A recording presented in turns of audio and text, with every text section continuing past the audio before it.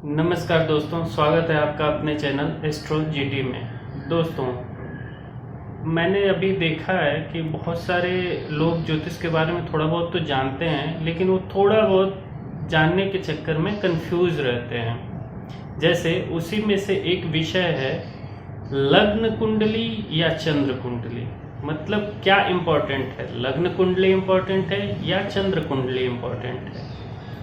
तो देखो, मैं आज इसको थोड़ा सा आप लोगों को आसान भाषा में समझाने की कोशिश करूंगा, जिसके लिए ही मैंने ये चैनल आप लोगों को समर्पित किया है बनाकर, कि जिसमें मैं हर एक ज्योतिष के जो टॉपिक्स हैं उनको बड़े सिंप्लीफाई तरीके से समझाने की कोशिश करूंगा। तो आइए शुरू करते हैं। देखिए, कुंडली में लग्न क्या होता है ये मैंने अपने पिछले वीडियोस में बताए हुए हैं। अगर आप जाकर के मेरी भाव, राशियां, नक्षत्र वगैरह वाला वीडियो जो देखेंगे तो उसमें आपको ये तो पता चल जाएगा कि भाव क्या होते हैं। तो कुंडली का जो आपका वो पूरा चार्ट होता है, उसमें जो बीच वाला, ऊपर के साइड में जो बीच वाला वो खाना होता है उसको ही आप लग्न कहते हैं। अब आपको मैंने ये भी बताया कि लग्न फिक्स, मतलब भाव फिक्स होते हैं, यानी लग्न आपका फिक्स है। लग्न प्रथम भाव में होगा, वो फिक्स है।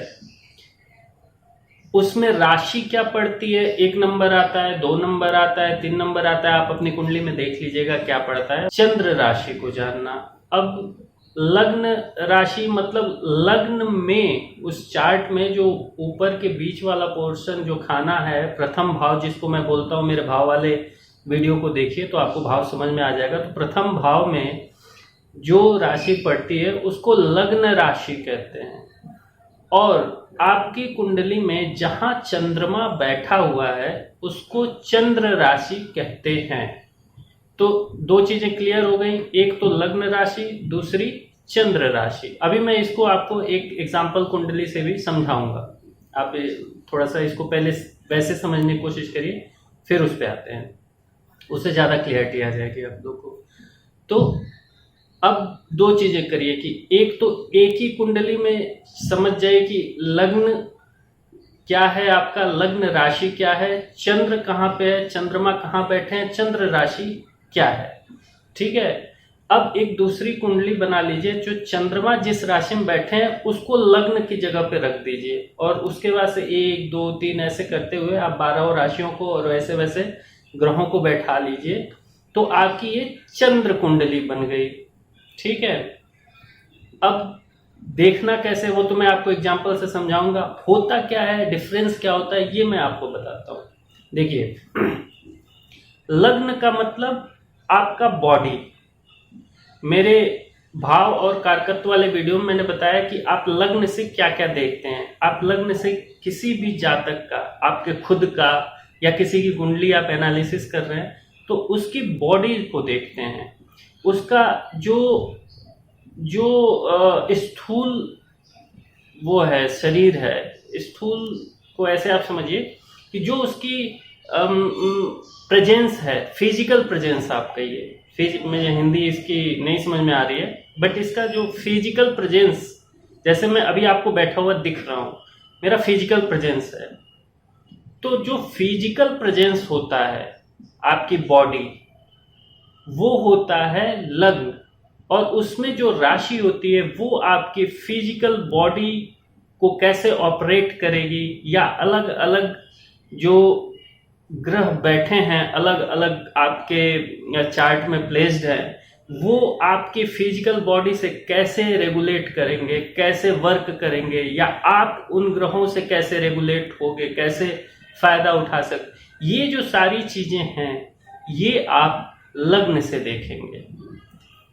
इसी तरह से जो चंद्र राशि है, सबसे पहली चीज तो आप लोग को ये पता होनी चाहिए कि साइंस भी आपको प्रूफ करके दे चुका है कि आपकी जो बॉडी है 75% वाटर से बनी हुई है।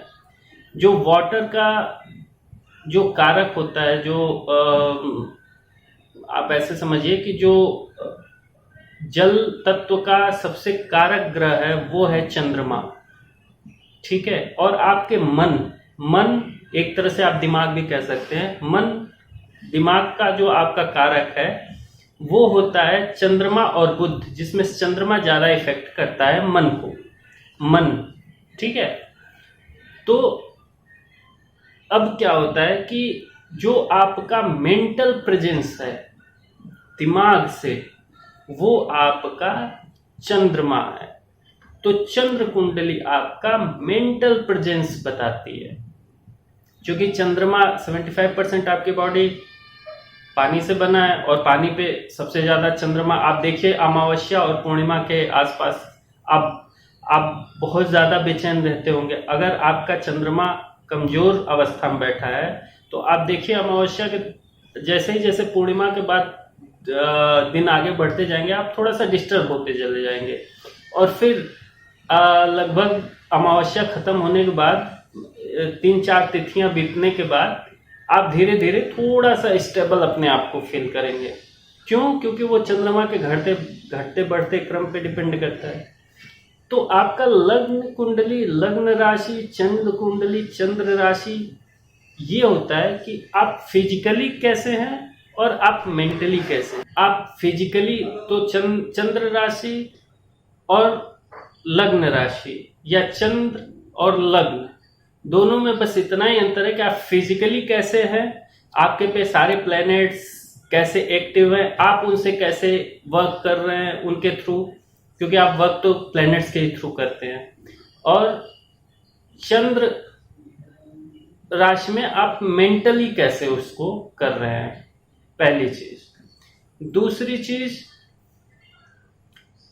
किसी भी जातक के कुंडली में, आप खुद के कुंडली पे पहले एनालाइज कर लीजिए, हमेशा चंद्र कुंडली ज्यादा इंपॉर्टेंस रखती है। चंद्र कुंडली, लग्न कुंडली भी इंपॉर्टेंस रखती है, ऐसा नहीं है कि उसको नेग्लेक्ट कर लेंगे और आप उसको एनालाइज नहीं करेंगे तो काम चल जाएगा। आपको एनालाइज, अगर आपको करेक्ट प्रेडिक्शंस पे जाना है तो आपको दोनों को कंबाइंडली एनालाइज करके कॉमन चीजों को वहां से निकालना होता है। बट अगर जनरली ये जो देखा गया है कि अगर आपका चंद्र कुंडली ज्यादा मजबूत है लग्न कुंडली से, तो बेसिकली आप बिल्कुल अपने जीवन में आगे बढ़ते जाते हैं और आपको किसी भी चीज में बहुत ज्यादा प्रॉब्लम फेस नहीं करना पड़ता है। ठीक है, चंद्र कुंडली हमेशा सुपीरियर होती है लग्न कुंडली से। अगर चंद्र राशिश का मतलब अब क्या हुआ? चंद्र राशिश का मतलब हुआ चंद्रमा जिस भाव में बैठा है, चंद्रमा जिस राशि में बैठा है, उस राशि का मालिक, सपोज करो चंद्रमा बैठा है 9th में, जहां 9 लिखा है वहां पे चंद्रमा बैठा है, तो आपकी कुंडली हो गई क्या? चंद्र कुंडली क्या हो गई? आपकी चंद्र कुंडली में धनु राशि हो गई, है ना। उस धनु राशि के मालिक हुए बृहस्पति। तो अगर बृहस्पति अच्छा बैठे हैं तो ये मान के चलिए कि आपका लग्न कुंडली कमजोर होने के बावजूद भी आप बहुत ज्यादा अचीवमेंट करेंगे अपनी जिंदगी में।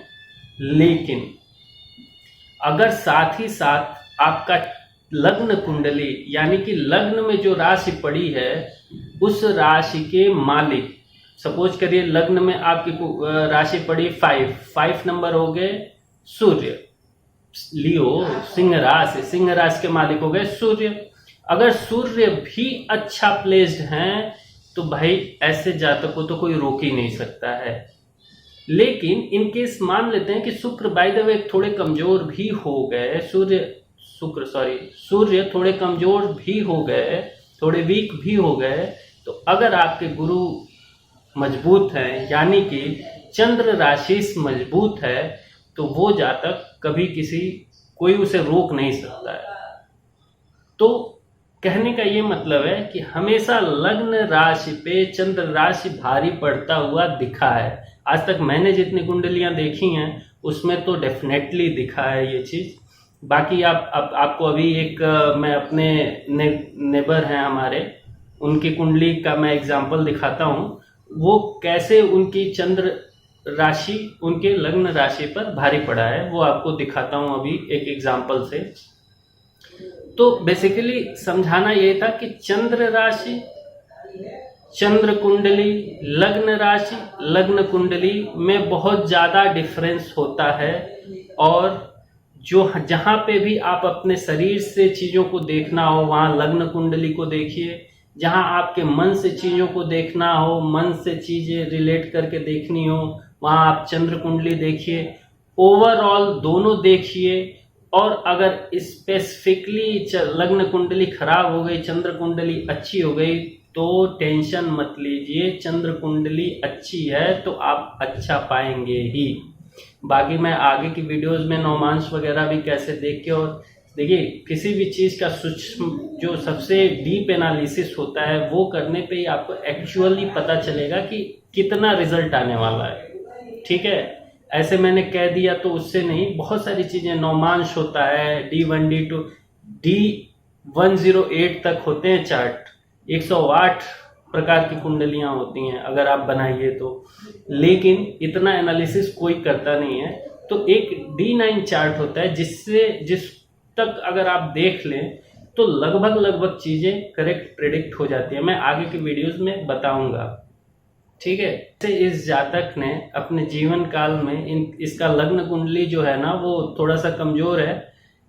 चंद्र कुंडली मजबूत होने की वजह से ये कैसे चंद्र कुंडली से अपने लाइफ में अचीवमेंट को प्राप्त किया है ये मैं आपको दिखाता हूँ। देखिए दोस्तों, ये एक जातक की कुंडली है जिसका नाम प्रत्येश है। डेट ऑफ बर्थ इसका 3 मार्च 1983 का है। टाइम 8:10 सुबह का है और प्लेस इसका रांची झारखंड है। इसकी कुंडली आप अपने स्क्रीन पर देख रहे होंगे। इसमें देखिए, इसमें आपको दिखेगा कि अभी जो इसका लग्न है वो है 12 नंबर, यानी कि मीन राशि। ठीक है, तो लग्नेश इनके हुए कौन?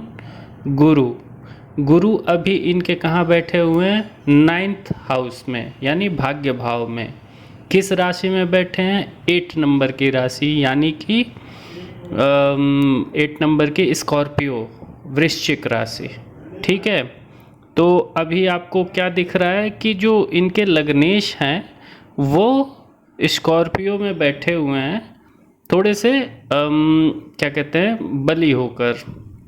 लेकिन चूंकि स्कॉर्पियो, देखिए यहाँ पे थोड़ा सा ग्रहों का वो भी आपको समझना होगा कि कौन किसको मित्र और कौन किसको शत्रु मानता है। तो गुरु जो हैं वो मंगल को शत्रु तो नहीं मानते हैं, लेकिन जो मंगल हैं वो गुरु को शत्रु मानते हैं। यहाँ पे आप देख रहे होंगे कि गुरु और मंगल आपस में एक दूसरे के घर को इंटरचेंज, एक दूसरे की राशि को इंटरचेंज कर लिया है, पहली चीज़। दूसरी चीज़ कि अच्छा, हाउस भी कौन सा इंटरचेंज हुआ है? लग्न और भाग्य भाव। इससे बढ़िया कोई चीज़ हो नहीं सकती है किसी कुंडली में, है ना। तो ये अपने आप में एक राजयोग। जब आप चंद्रमा से चंद्र कुंडली बनाएंगे तो ये चंद्रमा जिस भाव में बैठा है उसको अगर आप लग्न मान लेंगे तो यहाँ से आप देखेंगे तो चंद्रमा के राशिपति, चंद्रमा किस राशि में है? 7 नंबर में। 7 नंबर मतलब तुला राशि के मालिक कौन होते हैं? शुक्र होते हैं। तो आप देखेंगे कि शुक्र कहाँ बैठे हैं? 12 नंबर में, यानी कि मीन राशि में शुक्र बैठे हुए हैं।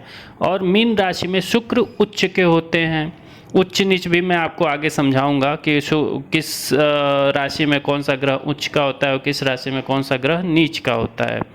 तो अगर चंद्रमा को आप लग्न मान लीजिए तो 6ठे भाव में शुक्र मीन राशि में उच्च के हो रहे हैं। अच्छा, आपको ये भी बता दूं कि शुक्र जो होते हैं वो 6ठे भाव और 11वें भाव और 12वें भाव में अपना सर्वश्रेष्ठ फल देते हैं, सबसे बढ़िया फल देते हैं।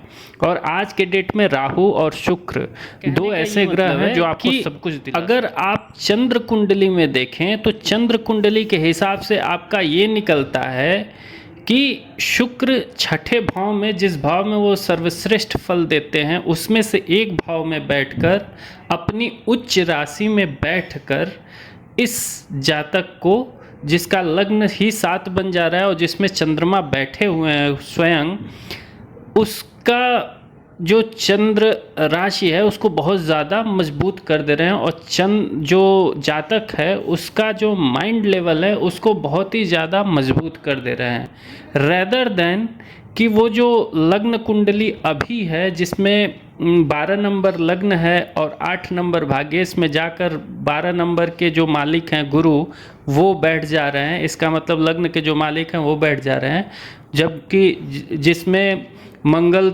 गुरु को अपना मित्र उतना नहीं मानते हैं, और जब कभी नुकसान पहुंचाने की अगर बात आती है तो मंगल गुरु को नुकसान पहुंचा ही देते हैं। हालांकि वैसे जनरली नहीं, लेकिन रेयर केस में पहुंचा ही देते हैं। तो उस केस में अगर देखें तो यहाँ चंद्र कुंडली आपकी बलवान हो जा रही है। अच्छा, एक चीज़ और यही दोस्तों मैं बता दूँ आप लोगों को कि चंद्रमा के साथ शनि भी बैठा है, जो उस चंद्र राशि और वो जो लग्न बनेगा उस लग्न के लिए भी एक कारक ग्रह है, और उससे उसकी युति हो जा रही है। ये और बढ़िया हो जाता है। आप मान लीजिए चंद्र राशि में जब किसी ग्रह के साथ युति हो जाए चंद्रमा की, तो ये, और अगर उसको बल दे रहा है चंद्रमा को, तो ये समझिए कि मतलब एक तरह से सोने पे सुहागा हो गया। तो यहाँ पे जो चंद्र राशि है वो ये आया कि आप जो ये प्रत्येष जातक हैं इनकी चंद्र कुंडली बहुत ज़्यादा बलवान है इनके प्रेजेंट जो लग्न कुंडली है उससे।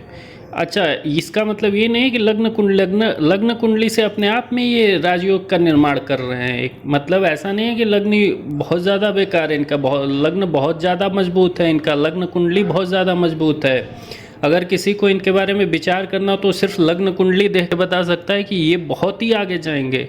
लेकिन अगर चंद्र कुंडली देख के देखना अगर उसको समझ में आता है और चंद्र कुंडली देखता है तो उसको ये समझ में आएगा कि चंद्र कुंडली से ये जातक इतना मजबूत है कि ये अपने जीवन काल में अगर मतलब हर कुंडली से आपको समझना हो तो आपको लगेगा कि ये जातक अपने शरीर से तो बहुत ज़्यादा कर्म करेगा और इसका दिमाग भी तेज होगा, लेकिन लग्न कुंडली से देख के आपको ये समझ में आ रहा है कि चूँकि चंद्रमा 8वें भाव में बैठा हुआ है और साथ अपने शत्रु की राशि में बैठा हुआ है, तो ये जातक कभी भी मानसिक रूप से चैन से नहीं रहेगा। हमेशा इसको मेंटली टेंशन लगी रहेगी।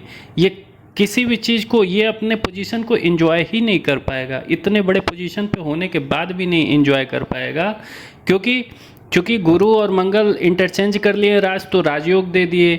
और सबसे बड़ी बात है कि राजयोग देने के बाद भी चंद्रमा चूँकि 8वें प्लेस हो गया, 8वें भाव में चला गया, तो ये जातक उस अपनी लाइफ, उस अचीवमेंट को एंजॉय कभी नहीं कर पाता है। और ये हकीकत में है, मैं उससे जब बातें करता हूँ, देखा हूँ, तो वो कभी भी इस चीज़ को एंजॉय नहीं कर पाता है। आशा है दोस्तों आप लोगों को ये चीज़ समझ में आ गई होगी कि चंद्र कुंडली और लग्न कुंडली में ऐसे इम्पोर्टेंस देना ठीक नहीं है जब तक कि प्लेसमेंट्स ना देख लें, और चंद्र कुंडली को जनरल लग्न कुंडली से ज़्यादा इम्पोर्टेंस हमेशा से मिलता आया है। क्यों? फर्स्ट कि चंद्रमा मन सो जाते, चंद्रमा आपके मन को कंट्रोल करते हैं और मन से ही हर चीज़ होता है, बॉडी भी आपकी मन से ही चलती है। दूसरी चीज़ कि जो शरीर बना है 75% जल तत्व से बना है और जल तत्व पे चंद्रमा का अधिकार होता है, तो इस वजह से चंद्र कुंडली हमेशा भारी पड़ती हुई दिखी है। आपको अभी मैंने एग्जाम्पल से भी दिखा दिया। आशा है दोस्तों आपको ये वीडियो और ये बातें मेरी ज़्यादा सिंपली भाषा में समझ में आई होंगी। ऐसे और भी सिंपली भाषा में मैं बहुत चीज़ समझाने की कोशिश करता रहूँगा। मेरे चैनल पे फर्स्ट टाइम आए हैं तो प्लीज़ इसे सब्सक्राइब करिए। मुझे बहुत ज़्यादा वीडियोस में बोलने की आदत नहीं है, लेकिन मैं चाहता हूँ कि मेरे पास जो कंटेंट भरे पड़े हैं मैं आप लोगों को दे दूँ, इससे आप लोग को बेनिफिट हो। तो प्लीज़ मेरे चैनल को सब्सक्राइब करिए और अपने चाहने वालों को ये शेयर। धन्यवाद।